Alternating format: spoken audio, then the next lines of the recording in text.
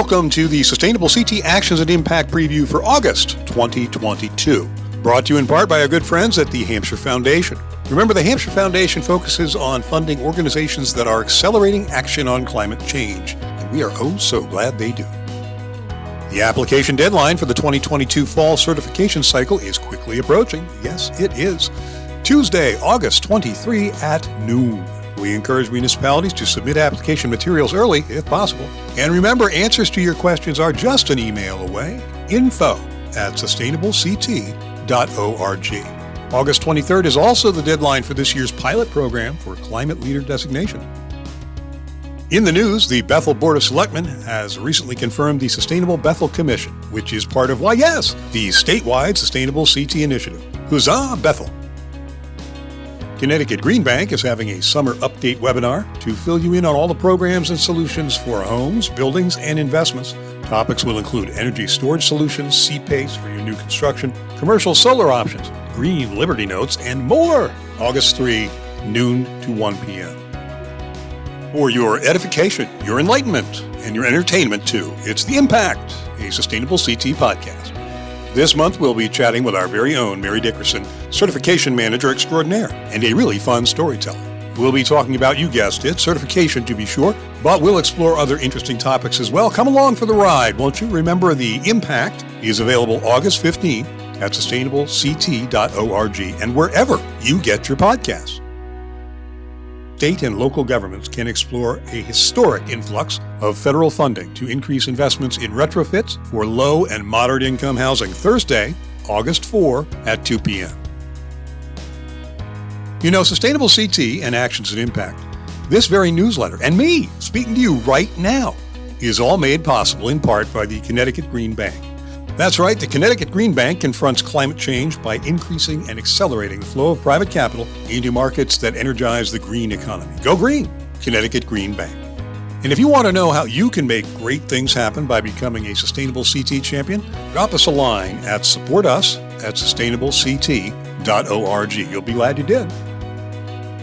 Eversource is presenting an overview of heat pump heating and cooling systems. Melanie Shea, heat pump specialist, will walk you through a basic overview of heat pump equipment, the benefits and considerations for installation, and the resources available to Eversource customers. It's a webinar on Thursday, August 4, noon to 1. Last in the EPA Clean School Bus Summer webinar series is on the 10th. This one's all about ASDA Rural Electric Cooperatives infrastructure funding. Oh yeah. Remember, $500 million is available for the replacement of diesel school buses with electric school buses this year, and the application deadline is August 19th, folks, so get on it. Check out the last of the EPA's webinar sessions on August 10th at 1 p.m. Over in the Community Match Fund corner, we're closing the gap because we know every town is full of opportunity. We're kicking off an initiative to reach 100% of the towns defined as distressed by the Connecticut Department of Economic and Community Development, and you can help. Find out how. And if you have an idea to make your community more sustainable, equitable, and vibrant, well, you want to contact our Community Outreach Manager, the electrifying Joseph Dickerson, at funding@sustainablect.org. Hey, Governor Lamont announced the enactment of a landmark new law that will help reduce greenhouse gas emissions from the transportation sector, improve air quality and health outcomes for Connecticut residents, and help mitigate impacts of the climate crisis. Go Ned! And the U.S. Department of Energy announced $96 million for advancing clean vehicle tech, funding opportunities to support decarbonizing the domestic transportation sector. That'll clear the air. Hold on to your hats, it's hurricane season again, only more so due to climate change. So what are municipalities doing to mitigate and combat global warming, you ask? Oh, join us for our next coffee hour, August 19th at 10 a.m., when Bill Pollock, landscape architect for Fairfield's Jennings Beach project, will talk about the steps needed to preserve beaches and protect inland communities. And Randy Wallakonis, Mansfield School Building Committee Chair, will share the trials and tribulations and triumphs of pursuing a net zero building project for the Mansfield Elementary School. This August coffee hour is sure to blow you away. Remember, you can join Sustainable CT for virtual, informal discussions most third Fridays of each month at 10 a.m. We share program updates and resources, explore your questions, and strengthen the network of Sustainable CT champions. These sessions are free. Free is good. And open to all. Action 4.1.2 is back.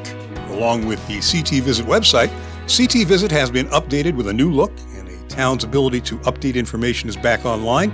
Towns should now be able to complete the update for this action, so go ahead, find your vibe.